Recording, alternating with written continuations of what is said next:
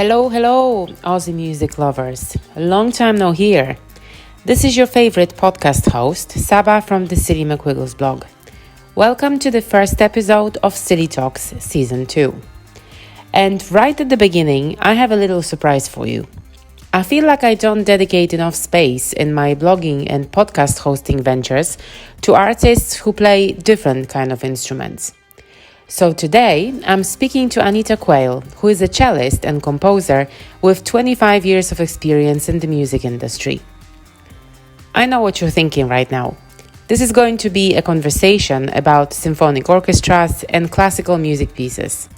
Well, not exactly.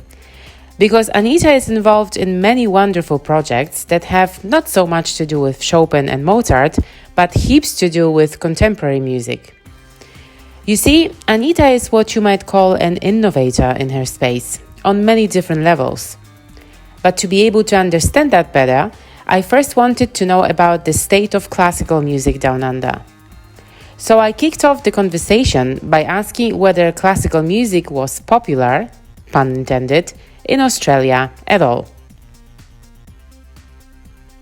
Most definitely. And, for things like, doing a concert featuring music for film, for instance, I think is really allowing a wider appreciation, a wider variety of people to come to concerts. So it's not just your 50 to 60-year-olds that like to hear the same Mozart piece, I think the people who are in charge of curating these concerts now are really keeping that in mind. I think the MSO have done some other collaboration concerts at the Maya Music Bowl, which is this big outdoor sort of amphitheater stadium type space for music.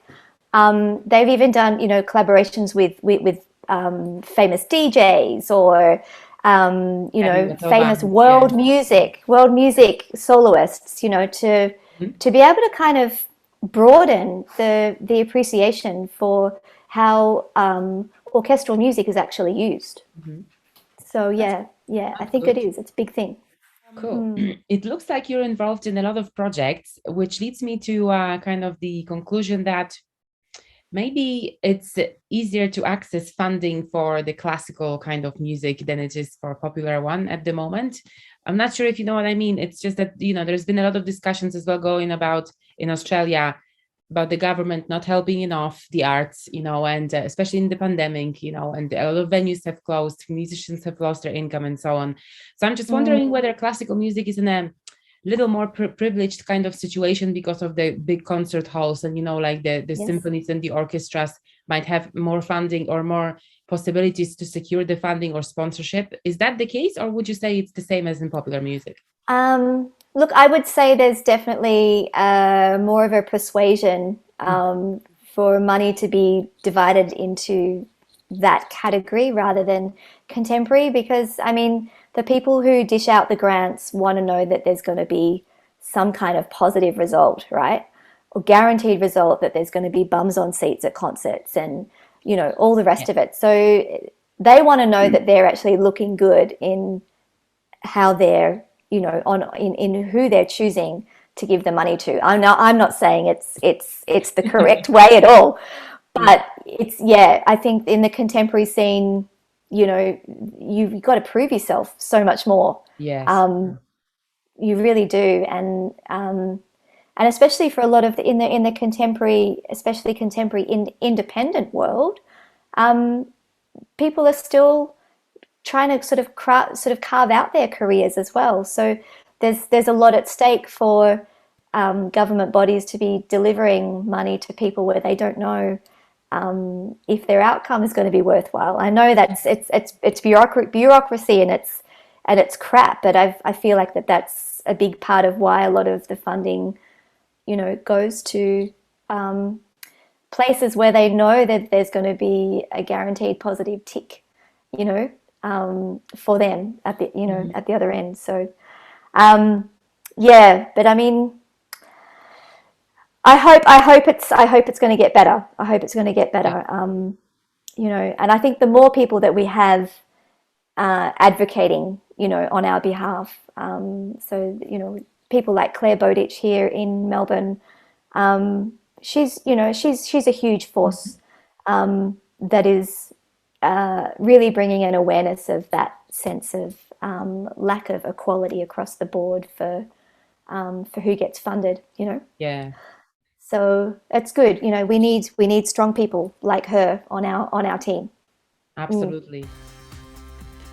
Okay, so now we know that classical music concerts are actually a thing down under. But Anita takes her classical instrument to a completely new level. I heard about her for the first time when she was interviewed by Greg from Australian Musician. She gave a little sample of what playing an electric cello is like.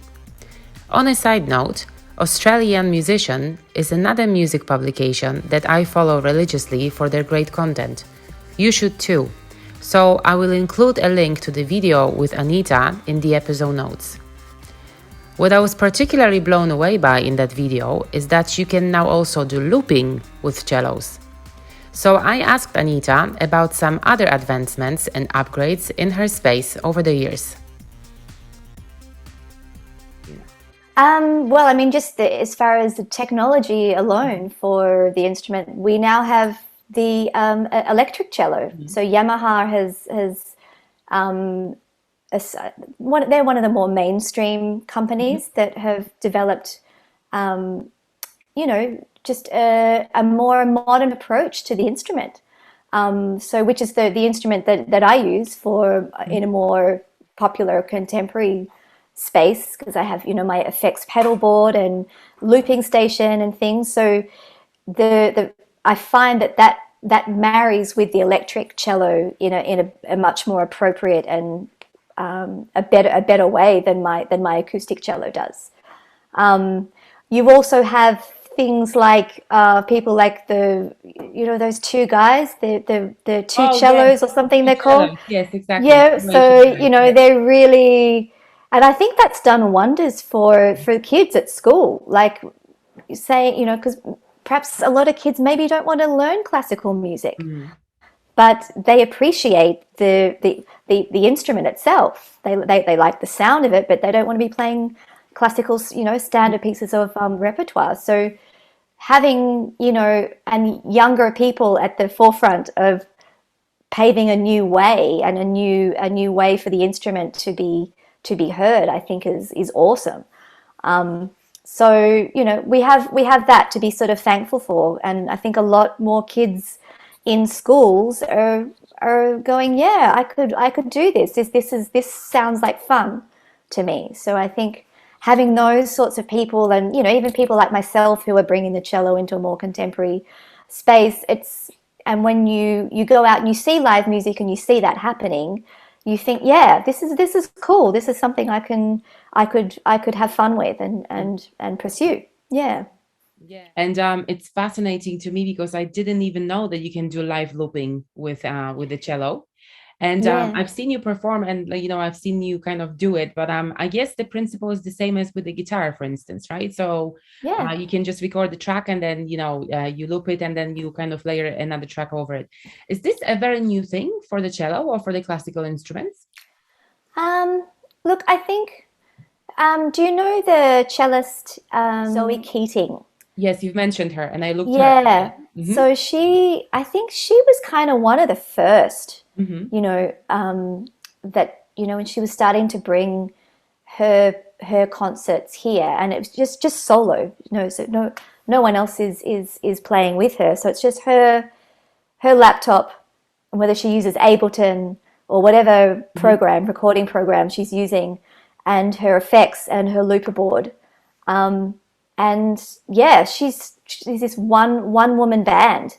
And I really think it planted a seed in a lot of Australian string players, planted the seed for them to go, man, I really should be pushing my instrument to be doing these kinds of things as well, like moving forward. Yeah. So you, as far as I understand, compose music, you arrange it, and then you play it as well. Which one is your favorite? Do you like composing more than you like playing, or is it all like, equal status, so to speak? I feel like it's all equal. I love composing music for myself, for the solo instrument, for the cello, and for the looper. I find that a really satisfying process.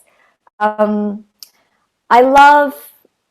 I probably think the arranging part. I think I really enjoy when I'm arranging music for others, or if it's with one of the projects that I play with. Ah, the projects. So I'm going to stop here for a second, and before I let Anita tell you about them in a bit more detail, let me give you a brief overview. Apart from her own brand, Anita is a very active member of the Australian and local Melbourne music communities.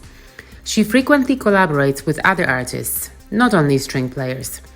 She's going to drop a few names of fellow musicians who are worth checking out as well. So take out a notebook, because this might be one of the very few places where you'll be able to hear about them. Also, if you want to see Anita live, there are some show dates coming up with some of her projects, so you might want to jot them down as well.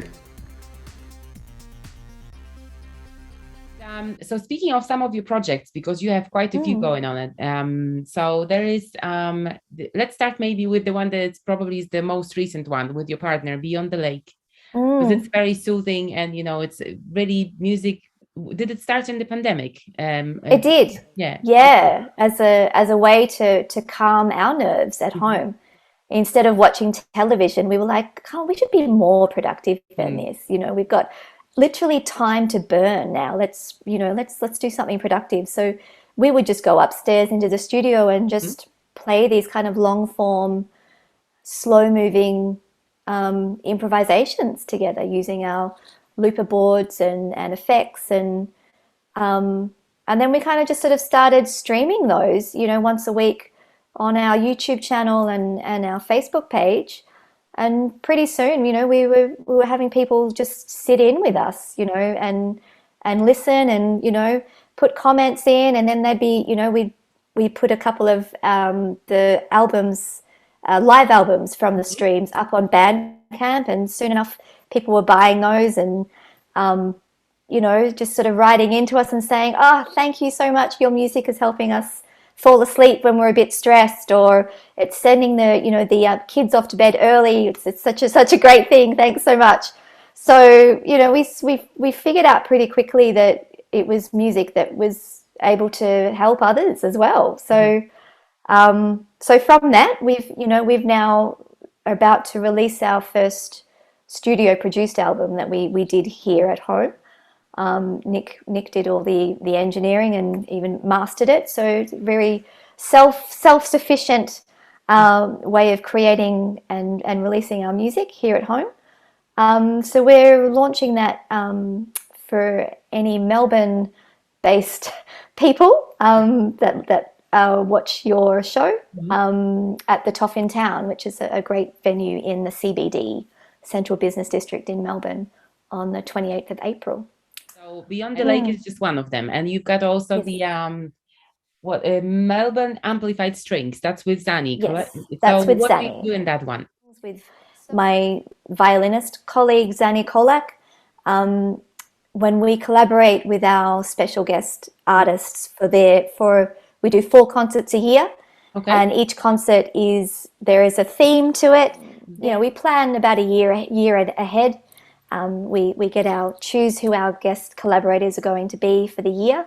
And then, so each concert takes about 3 months from the beginning to the final performance, to write the material, arrange the material, rehearse the material, and then to put on the concert. So there is, with the guest artist that we work with, whether it's an opera singer or an R&B vocalist or a classical pianist or a jazz pianist or another cellist we've had before.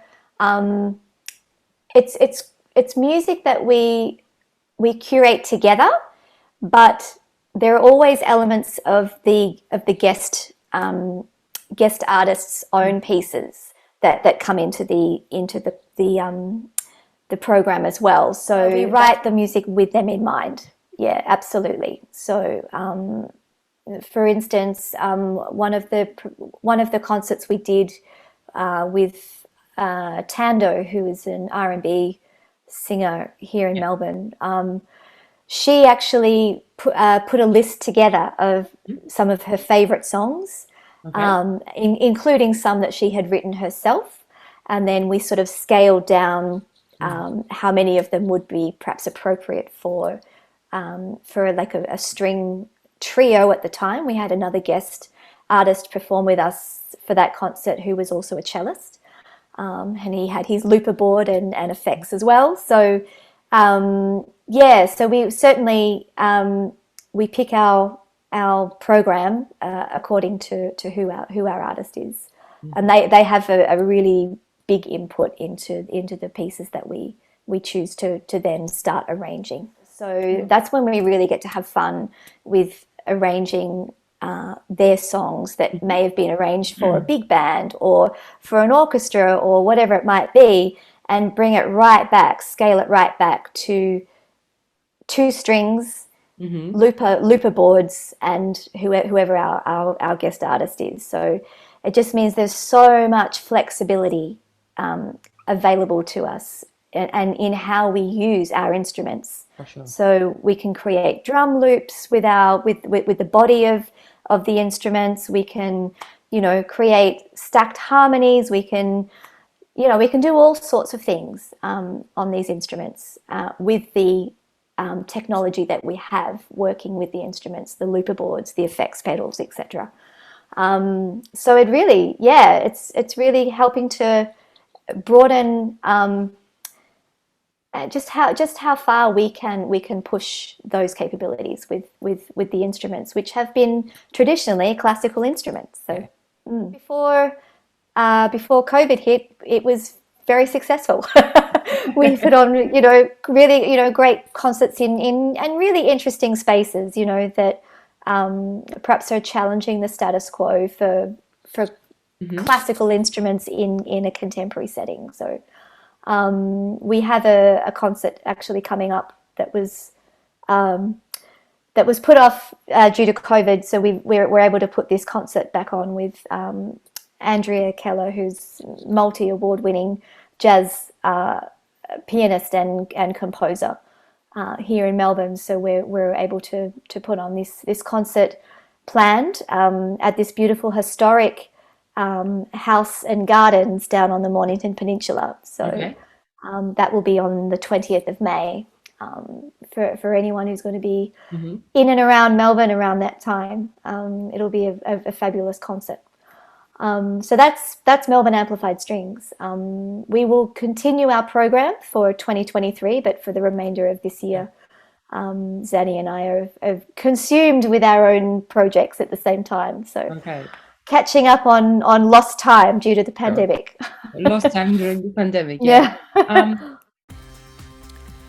Beyond the Lake and Melbourne Amplified Strings are just two of Anita's innovative projects that present the classical instrument that is the cello in a different, contemporary way.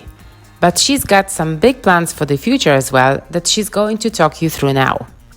And again, they're not just your regular symphony orchestra gigs at concert music halls. They are projects that bring different disciplines of life together, like dance, film, or music, for instance, making them truly unique experiences for different audiences, like this next project, for instance.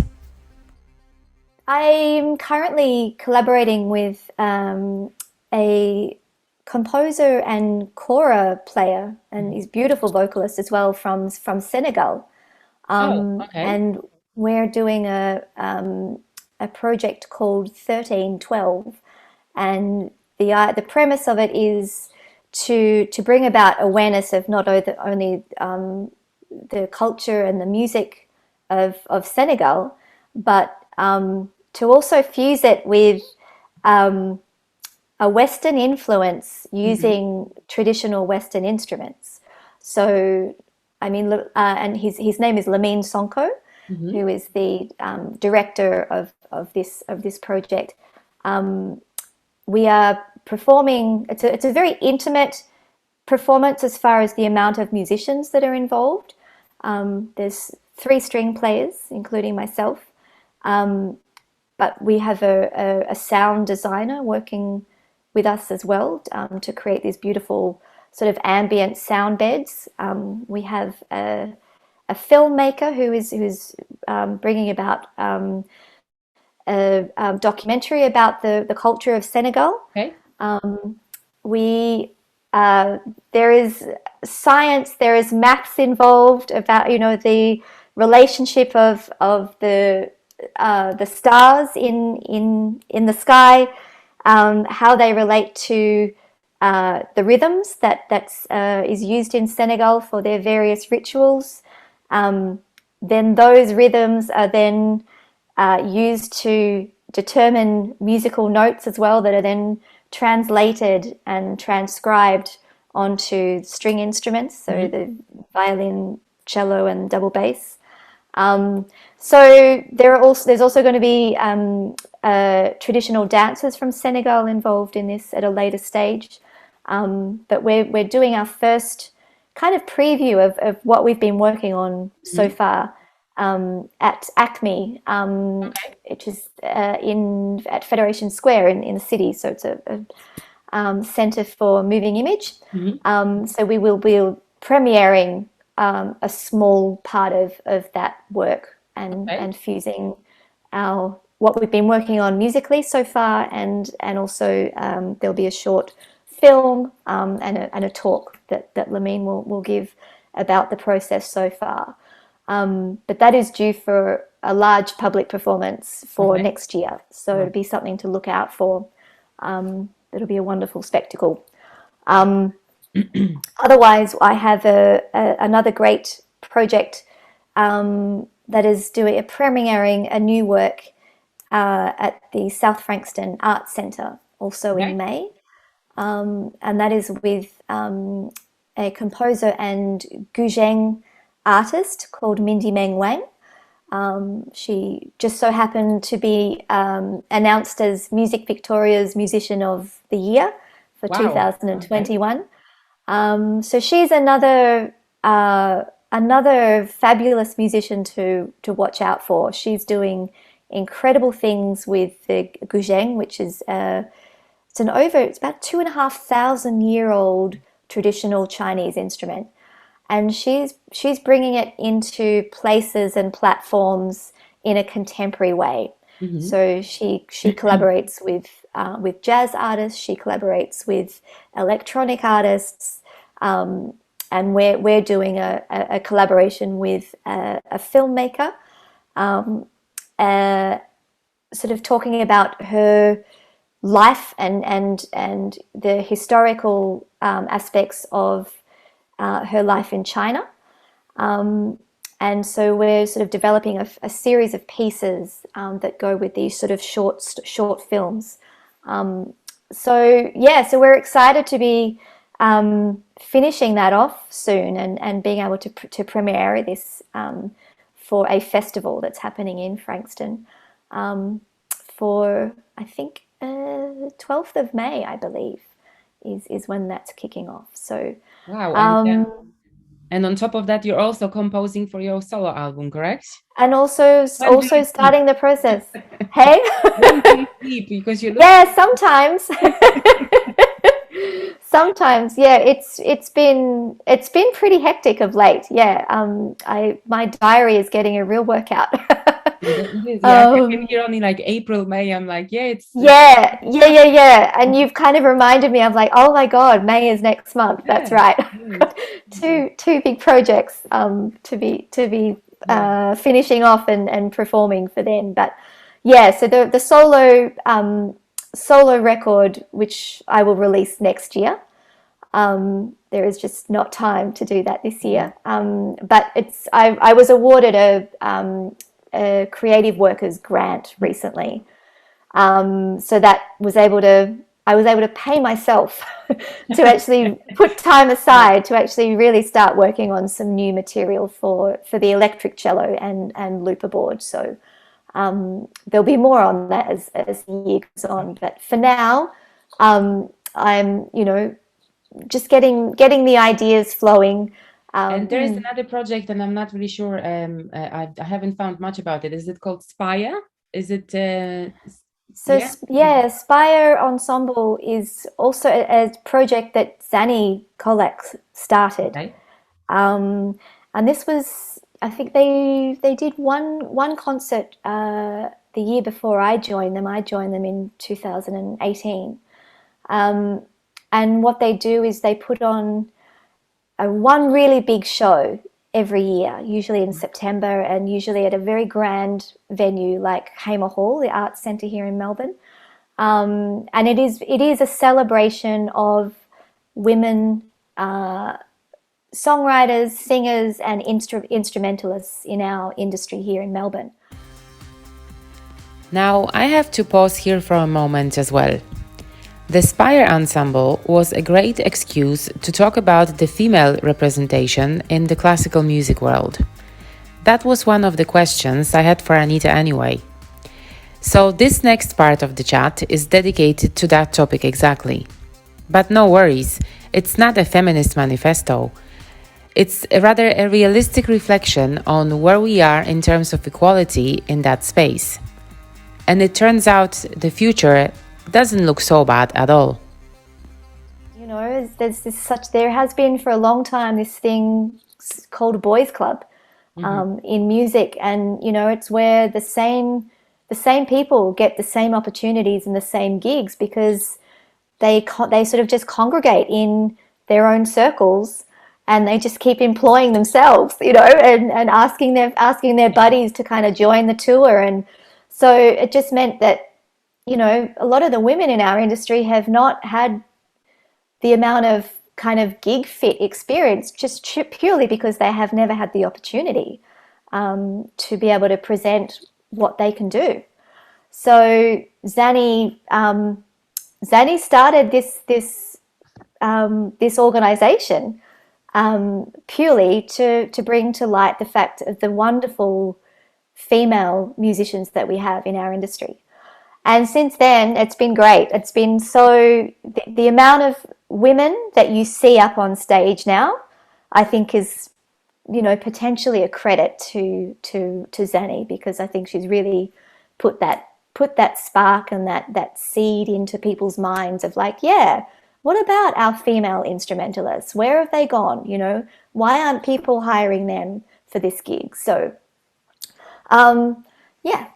So, and that leads me to the question that I wanted to ask you about being a woman in the classical music world. And as far as I understand, the issues or whatever you want to call them, are pretty much the same as in the popular music. So there is, you know, it's a male dominated, probably still heavily scene. So where do you think that comes from? Because obviously learning to play an instrument is, you know, I don't think it's much more difficult for a woman than it is for a man. So I'm just wondering where that kind of division and like the domination of male come from. Look, I mean, I guess there's always been a larger portion of men than women in classical circles. But I feel like, you know, in recent times that's changing. I feel like there is, you know, with this idea of equality, you know, is a real thing, and inclusion, diversity, all of those elements matter when companies want to put on a concert. You know, they now have this checklist that they have to adhere to. It's like how many people in this orchestra are female? How many people in this orchestra come from culturally diverse backgrounds?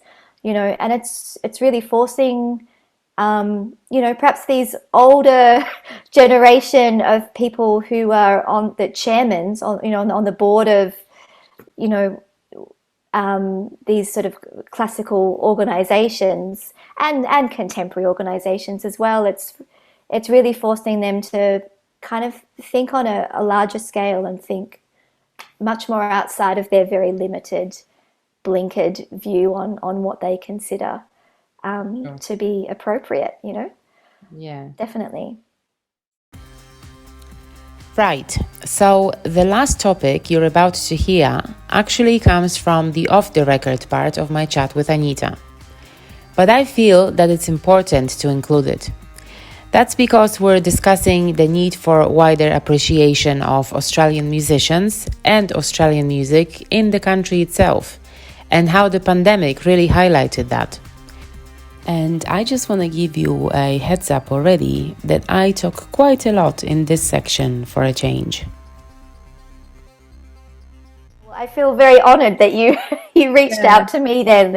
I'll be honest with you as well, Anita. I think Australian music is very much underestimated. And, there's only, like, in the world, you would know probably Tame Impala, Kylie Minogue, and all those big names. And there's a lot of bands and musicians that come from Australia in different genres, and also in your kind of department, that are fantastic, but you just don't have this opportunity to kind of to shine elsewhere, because Australia is very geographically kind of, I would say, condemned to where it is, and it's hard to break through sometimes. And also, when artists do break through, then everybody kind of forgets that they're from Australia, and then they're claimed by the American market or the UK market. So I kind of, but I guess there's also the the thing of, I remember, it was in the 80s when Kylie Minogue was trying to break through into the scene, and it wasn't until she made it big in London, yes, true, that Australia just went, oh, our girl Kylie. It was all of a sudden, then people took note. So I feel like there is still this, this sense of, like, you need to go and make a name for yourself overseas in Europe or London or the States, and then come back, and then we'll give you a front cover on something. I think there is still that mindset here. True. In Australia, and so I don't think it's only Australia. I think it's generally, like, we have this when it comes to the music business, that if you make it in the States and you win a Grammy, that's the, like, what you're kind of aiming for. Well, I don't think it is, but I remember in the pandemic when I was following the news from Australia, and all the concert promoters, they were like, oh my God, we're not gonna get any big, like, international acts here for a while, and we're gonna have to do all the lineups which are local. I'm like, that is such a but what a great idea, right? I mean, we had the big folk festival here in Melbourne, Port Fairy Folk Festival. Yes. It was the first year where it was all local acts, and it's made people wake up and go, we have such great talent here, in Australia. Why do we need to be banking on these international acts to be able to, in order to sell tickets to a festival? So I think COVID's, while it's been a horrible thing for a lot of people, I think it's certainly created an awareness of things that can change and need to change, and that it's actually possible to. So I think that perhaps we'll see a greater amount of local acts on festival bills here in future, perhaps. Yeah. And on that note, we'll finish the chat for today. Anita and I will be back on Thursday, though, to talk more about her journey to playing the cello, the formative years in Tasmania, being the unpopular kid at school, and her love for film music. You might also find out what genre she listens to at home. There is a simple way to be notified when new episodes drop. Just hit that subscribe or follow button, depending on where you're listening to this podcast. Check out the episode notes as well. You'll find the link to Anita's page and socials there, so you can stay on top of all the exciting gigs and projects she's got coming up. Obviously, follow Silly McQuiggles, which is me, for more news and updates on the Australian music scene. See you back here on Thursday.